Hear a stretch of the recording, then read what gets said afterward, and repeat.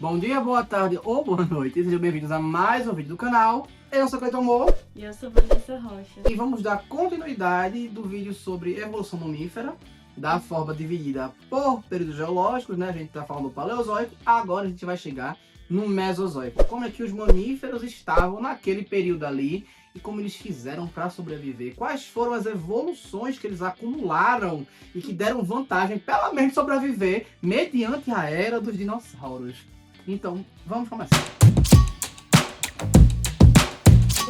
Bom, um dos primeiros grupos ali do Triássico, né, vai ser os Dicinodontes, que na verdade eles fazem parte dos Terapsídeos, né, que é um grupo que dominou principalmente durante o Permiano, só que eles entram em declínio durante a extinção Permiano-Triássico, só que alguns sobrevivem, né, e chegam até o Triássico.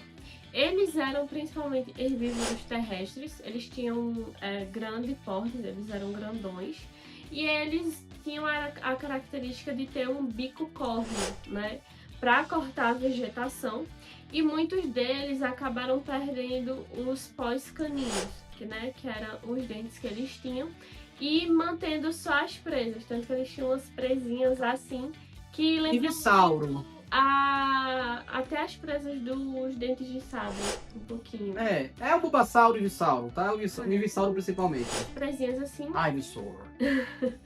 E aí os principais representantes assim dos Dicinodontes, né? A gente tem o Listrosaurus. Ah, é um fofo. É. Feio, mas é fofo.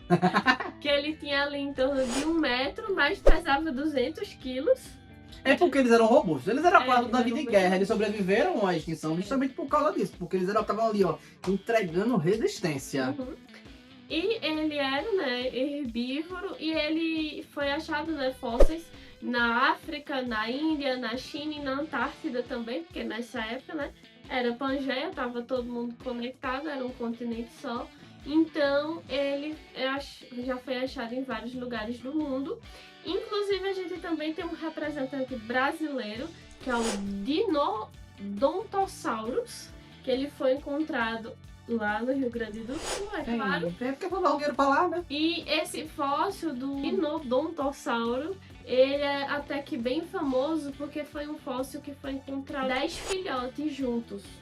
Então, tem até as imagens assim dos 10 filhotinhos assim. Já o cuidado parental, já mostrando de alguma forma. Já mostrando ali o cuidado parental, o convívio da comunidade. O convívio em grupo deles. Então mostra que eles tinham um certo nível de sociabilidade. Tudo bem que eram filhotes, mas estavam ali todos juntos, né? Todos juntos. Provavelmente, talvez se protegendo, talvez a mãe ali. Ou a mãe disse, eu vou ficar aqui, e ficou no canto. Mas eles, né, foram encontrados assim, os 10 filhotes ali. Ai, não gosto de pensar essas coisas, já dá uma agonia. Tristeza, você já fica imaginando. Já dá. Não dá pra mim, não. Eu me conheço, não vai dar. Tá chorando com um negócio de milhões de anos atrás. Outro grupo que saiu também dos Terapsídeos, mas esse trouxe várias revoluções para a linhagem mamífera, vamos dizer assim, né? Os mamíferos basais e tal, e mamaliformes, né? Basais são os Sinodontes. Esse aqui, ó, gente, eles pegaram toda a evolução que fez com que os Terapsídeos se sobressaíssem de alguma forma, e ele fez o quê? Vamos aprimorar tudo. Ele surge ali no final do Permiano, inclusive, é uma mostra disso, e vamos dizer assim, o momento de brilhar deles é justamente quando acontece a extinção Permiano pro Triássico. Quando chega lá, eles dizem, eu vou mostrar pra que eu vim, dar meu nome agora, entendeu? Por quê? Porque eles já tinham, se ali nos pelicossauros, ali nos próprios terapsídeos, já tinham começado um negocinho dizendo assim, estão virando endotérmico, aqui ele praticamente foi estabelecido a endotermia, ele já foi ficando ali daquela forma, já foi se situando, os pelos já foram mais bem distribuídos pelo corpo, já dando essa função aí para facilitar a questão de temperatura, né, de manter a temperatura. A questão do metabolismo acelerado neles aqui também foi muito significativa, até alguns deles parecem quase como vamos dizer assim, uma doninha pré-histórica, né, primordial, vamos dizer assim. Eles começam a aparecer. As patas dele foram cada vez... Ele já tem uma mobilidade já maior do que os terapsídeos, inclusive do que o próprio Dicinodonte, né? Ele já tem as patas já mais próximas aqui do ventre, já mais alinhadas, para eles poderem dar aquela corridinha quando precisarem, uma coisinha ali ou outra. Os dentes tinham mais especialidades, então aquela evolução que começou lá, voltando sempre, começou lá com o sinapsídeo do buraco aqui, que deu espaço para que o Dimetrodon pudesse se sobressair ali dos pelicossauros com a dentição um pouco diferente. Aqui já foi ficando mais diferente ainda e meio que firmando a heterodontia, ou seja, tem dentes diferentes dentro da própria mandíbula. E isso ali já foi dando para ele já outra coisa, porque se a gente tá numa situação apocalíptica, o ideal é que a gente se alimente de tudo que se encontra e que dê para mastigar. Então, se eu tenho uma dentição mais diversificada, eu consigo mastigar mais coisas. Se eu tenho um metabolismo mais acelerado, eu consigo digerir mais coisas. Então, foi tudo ali que mostrou para eles, olha, tô aqui! Eu tô aqui! Eu vou sobreviver! E aí foi uma das coisas que fez com que essa espécie desse certo. Eu acredito até que talvez a gente possa dizer que se não fosse esse grupo, o que a gente conhece como mamífero hoje, seria bem diferente, né? Com certeza. Porque foi por causa dessas características que ele tinha, que naquela situação ali, ele pôde sobressair. Também pôde sobressair porque grandes bichos já estavam extintos, o mundo estava muito apocalíptico. Dependendo da situação que fosse, eles não tinham dado tempo de se adaptar, né? Eles poderiam vir a se extinguir, mas como eles foram abençoados, vamos dizer assim, com a desgraça mundial, se é que a gente pode dizer dessa forma, né? Eles foram selecionados dessa forma, eles conseguiram sobreviver. Um exemplo, eu trouxe um exemplo também brasileiro, Riograndia guabensis. Eles duraram ali, e como eu falei, eles começaram no final do Permiano. E eles sobreviveram e se mostraram no Triássico, mas eles não conseguiram ser levados muito à frente. E no Jurássico eles vieram a se extinguir, pelo que se especula, né? Pode ser que mais na frente essa numeração ali venha a mudar, mas pelo menos a escassez aconteceu ali, o declínio ali já talvez já por causa de... Enquanto eles estavam lutando na Terra, os Piseudossuchers estavam invadindo, os dinossauros foram iniciando ali o processo, a competição foi aumentando com a chegada dos dinossauros, ali 212 milhões de anos, enfim, né? Então ali eles já foram perdendo espaço, coitadinhos, mas eles foram muito importantes para a evolução mamífera. O próximo grupo é o grupo dos aramídeos, tá? Esse foi um dos primeiros grupos que a gente pode considerar que talvez de fato foi realmente um mamífero propriamente dito. Ainda tem uma certa discussão se eles são realmente considerados mamíferos, né? Ou seja, mamália, né? Do grupo mamália, mamíferos verdadeiros, ou se eles são um grupo irmão basal, ou seja, mamaliformes, aliás. Por quê? Porque como eles são assim um dos primeiros grupos mamíferos, eles ainda têm características muito primitivas para o que hoje a gente considera o que é um mamífero. Mas só pela descrição que eu fiz dos sinodontes, que são antes dos aramídeos, a gente já consegue visualizar um mamífero de fato, sim, né? Sim, com certeza. Mas ainda é essa discussão, embora muitos autores já considerem de fato eles um grupo mamífero verdadeiro, então mamália, né? Eles vão surgir ainda no final do Triássico, mas eles vão se diversificar mesmo durante o Jurássico, principalmente no hemisfério norte, tá? Eles eram herbívoros ou onívoros, arborícolas. Então eles tinham essa alimentação, essas duas formas de alimentação, e eles se assemelhavam muito a esquilos. Então se você olhar uma imagenzinha, parece muito um esquilo, tá? E eles eram planadores, eles tinham uma tríade de membranas que se estendiam da coluna, saíam da coluna, e elas se esticavam entre os membros anteriores e os posteriores, formando umas membranas assim, né? E eles conseguiam planar assim, com essa membrana que tinha. De você pensar que já é uma evolução bem significativa. Você está falando dos primórdios do eles eram bem né? diferentões, né? Porque é um grupo que tem essa... Se você olha, parece um estilo voador espragatado. Mas ele já, assim, a gente considerando naquela época ali, né? Morcego, por exemplo, nem sonhava. Naquela época, assim, entre todos os grupos ali que estavam na linhagem dos mamíferos, era uma característica muito deles, de ter essa membrana. E eles tinham que ser extremamente eficientes, porque eles já estavam começando a competir com os dinossauros. Uhum. Eles já tinham um problema ali dos pseudossuquias que vinham do Triássico, e os dinossauros já estavam ali e chegamos, viu? Uhum. Chegamos. E uma outra característica que eles tinham, além dessa membrana que permitia com que eles planassem, é que eles tinham os dedos das patas um pouco mais longos. Então eles conseguiam ficar suspensos de cabeça para baixo em galhos de árvores ou então no teto das cavernas, o que lembra muito os morcegos. Mas eles era tipo um esquilo planador, mas que conseguia ficar pendurado igual um morcego. Mas não ouviam ainda igual os morcegos, Não porque essa evolução não chegou ainda. Não, morcego nem sonhava ainda de existir. Oxi! Não era nem um sonho. Não, tenho nem noção. Então, além disso, eles já tinham a presença de pelos por todo o corpo. Então, eles já eram cobertos totalmente de pelos pelo corpo.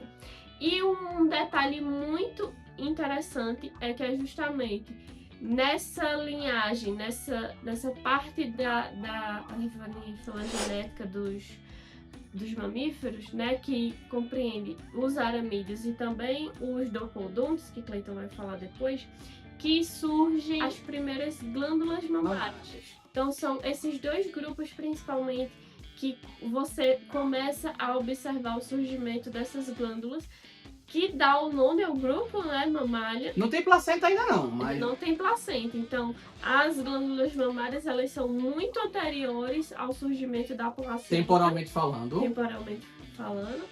Então, é muito anterior e a gente já observa nesses grupos, nesses dois grupos. E foi, assim, um salto evolutivo muito importante.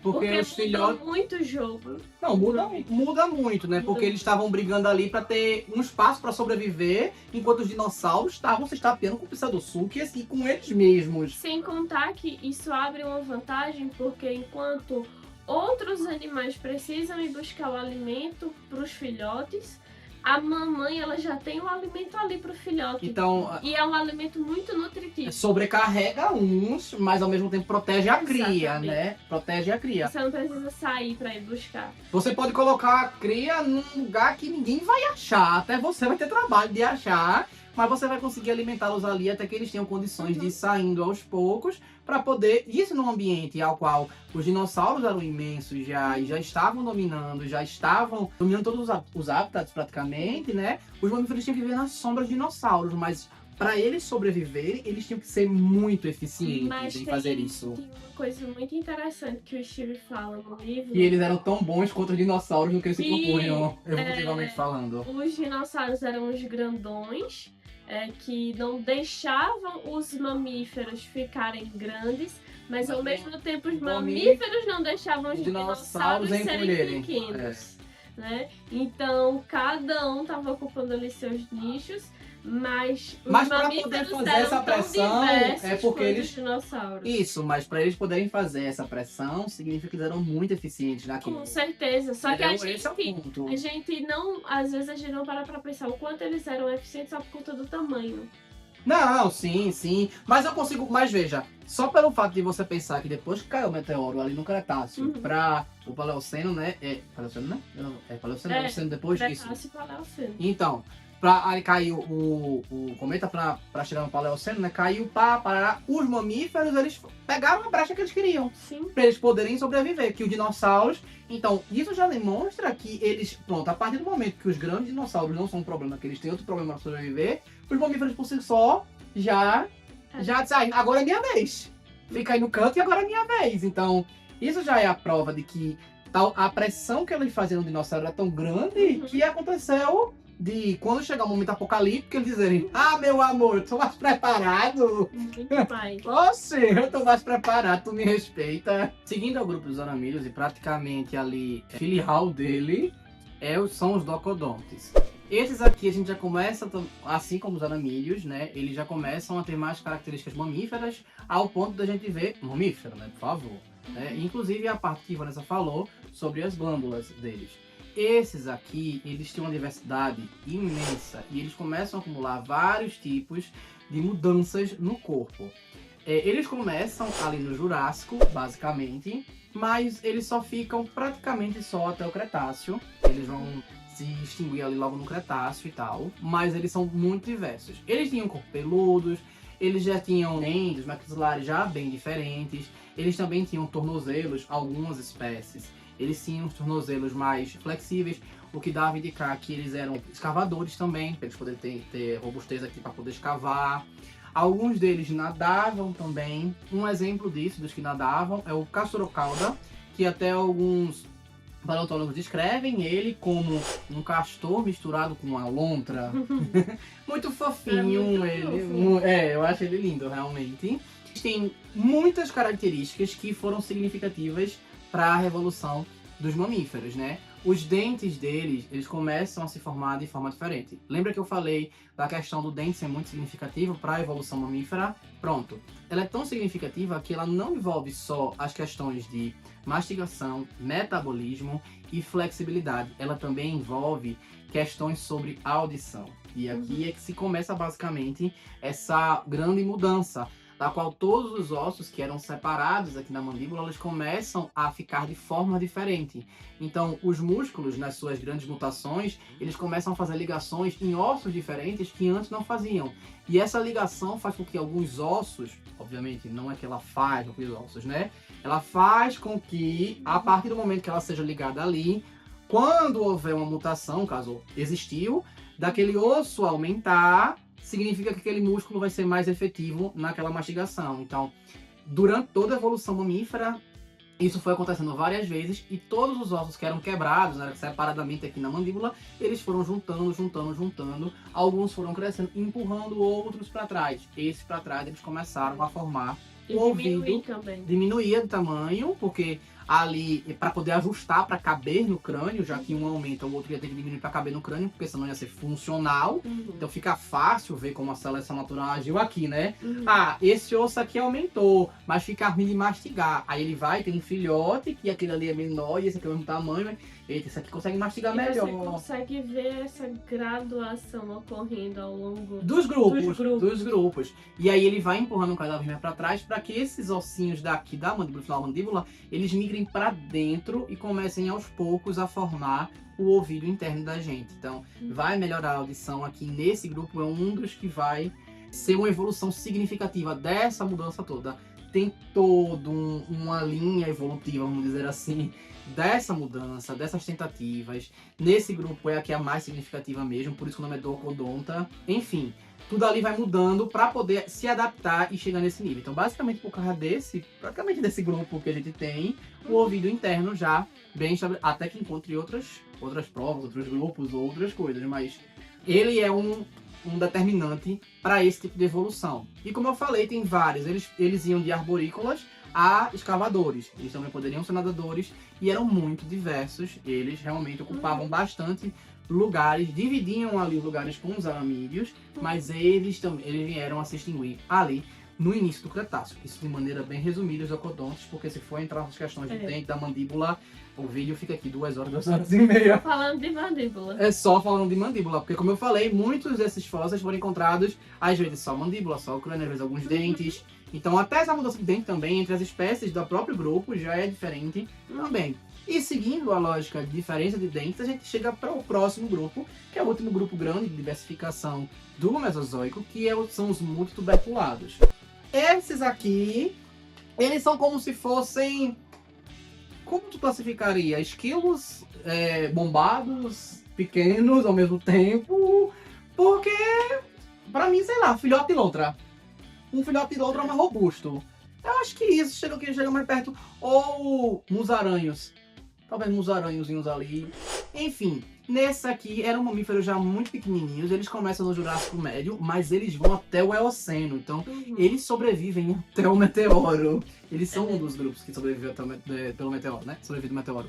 Eles tinham várias adaptações e eles eram muito pequenininhos. Eles recebem esse nome de multituberculados porque os molares deles são altamente especializados. E eles têm uma conformação muito específica, que são vários tubérculos, assim, várias montanhazinhas separadas. E no próprio dente deles tem subdivisões. Tem umas cristas, aí tem uns dentinhos assim por fora na crista. No outro tem uma que chama de pistão e... Como é que é pistão e... Eu só lembro do laboratório, cadinho e pistão, mas... Eita, não lembro. Tem um nomezinho que ele fala, que é uma bacia, eu acho. É bacia e pistão, que o dente vem, encaixa, faz assim. Quando ele arrasta pra trás, porque ele é inclinado, quando ele arrasta pra trás e mastiga de novo, a de trás já são lâminas assim, toda dentada. E aí ele arrasta, puxa e espreme aqui. Isso no mesmo dente. Então, é no mesmo Isso dente. é uma inovação. Absurda, assim. E parece pouca coisa, mas muda muito a forma de se alimentar. Exato, porque isso aqui permite com que você esprema para poder chegar ao máximo, porque quando você espreme, você espragata, ele aumentando, você aumenta a superfície de contato. Na próxima parte são serras que vão triturar. Se você aumentou a superfície de contato e diminuiu a rigidez, você consegue triturar com maior eficiência. Então a mastigação ela muda e toda a evolução mamífera muda sobre mastigação, para frente, para trás, de um lado para o outro. E esses mamíferos eles praticamente foram o auge dessa evolução até então, sobre essa questão de mexer para um lado para o outro, para frente e para trás, dentes diferentes dentro da mesma mandíbula. Isso fez com que eles se alimentassem de insetos, de folhas, de frutos, de sementes, de Uma tudo grande diversidade. que eles fossem encontrando. Então eles seriam como se fossem os animais que estão ali à espreita, no meio do nada, sobrevivendo nos habitats assim. Por isso que sobreviveram no asteroide. Exato, porque generalistas, uma eficiência de mastigação absurda, eram pequenos, eles ocupavam vários habitats, eles conseguiam viver ali e tal. Então, eles conviviam em regiões que não eram ocupadas por outros. Se alguém tentasse ocupar aquilo, provavelmente eles seriam afastados ou extinguidos por eles. Por quê? Porque eles também conseguiam ocupar os espaços a forma que eles tiravam muita vantagem, nem que fosse populacional, porque a energia era deles, eles eram endotérmicos, já tinham pelos. Nichos que outros animais não conseguiam. Não conseguiriam, porque teria que evoluir muito rápido, separado, muito no acaso, para que aquilo passasse a fazer funcionar ali, para poder bater de frente. E eles não tinham. Diferente ali dos dinossauros com pseudossuca que batiam. Eram outros nichos completamente diferentes. E batiam de frente quase de igual para igual quando se falava sobre perto de água. Por isso que pseudossuca acabou se restringindo ali depois do Jurássico. Foi na água praticamente. E aí por causa disso, por causa do dinossauro que bateram, chegaram a bater de frente. Mas os mamíferos não teve ninguém que viesse fazer a mesma coisa que eles. Um exemplo aqui que eu trouxe foi Rugosodon eurasiaticus, que era um desses tuberculados. Tinha mais uma informação que eu ia falar agora, que me fugiu da mente, que eu não anotei aqui. Poxa, quando tava falando, tava na cabeça.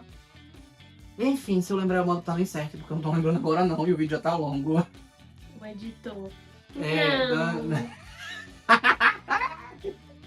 Lembrei o que era. Haviam mamíferos, inclusive, como Vanessa citou assim rapidamente, haviam mamíferos dentro desse período mesozoico, tá? Como um resumão, que eles se alimentavam de dinossauros pequenos, de filhotes de dinossauros, que até quebravam ovos para poder se alimentar e tal. Então, sim, os mamíferos eles faziam pressão, sim, nos dinossauros. Eles faziam alguma pressão, porque eles tinham que dar um jeito de manter aquele espaço que eles tinham. E não eram mamíferos tão pequenos nesse caso, já eram maiorzinhos. Já eram predadores. Né? Já eram predadores maiorzinhos, mas eles conseguiam fazer uma pressão ali nos dinossauros. Não iam abater um dinossauro grande, mas ovo, filhote, que se cuide. Porque como é que você consegue se reproduzir se os seus filhotes estão, ou os ovos são abatidos? Você não consegue deixar descendente.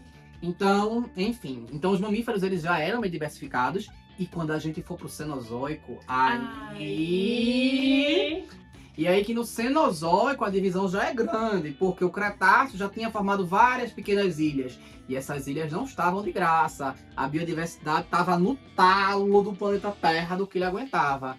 Então depois que o meteoro, que os bichos foram sobrevivendo, os mamíferos foram subindo de nível e ocupando outros nichos, aí veio uma diversificação e aí vai ser um caos. E os nichos deixados pelos dinossauros, né? Principalmente foram. E aí foi um caos, uma batalha que os mamíferos foram conquistando aos poucos. Também passaram por algumas extinções localizadas ou até globais, mas passaram por algumas e se adaptaram. E isso fica para um próximo vídeo, na verdade para próximos vídeos, porque num só ficaria muito grande. Então é isso, eu espero que tenham gostado. Curtam, comentem, compartilhem, se inscrevam no canal. E se não sabe o que escrever, vai de quê? Esquilo voador. E é isso, valeu!